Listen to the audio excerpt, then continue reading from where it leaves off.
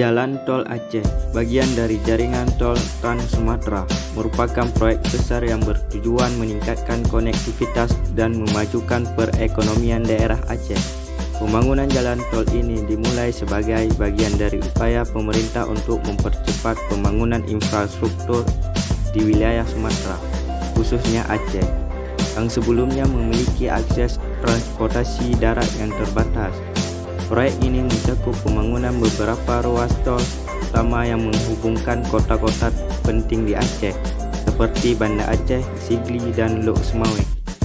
Jalan tol ini diharapkan tidak hanya mempercepat waktu tempuh antar kota, tetapi juga membuka akses yang lebih baik ke daerah-daerah terpencil, mendukung distribusi barang, dan meningkatkan sektor pariwisata lokal.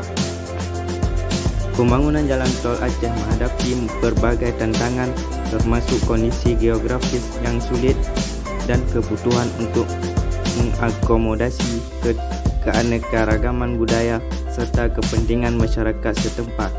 Meski demikian, proyek ini mendapat dukungan penuh dari pemerintah pusat, daerah, serta masyarakat yang melihat potensi manfaat jangka panjang. Dengan selesainya beberapa ruas tol, dampak positif mulai dirasakan oleh masyarakat, termasuk penurunan biaya logistik dan peningkatan aksesibilitas ke layanan dasar seperti pendidikan dan kesehatan.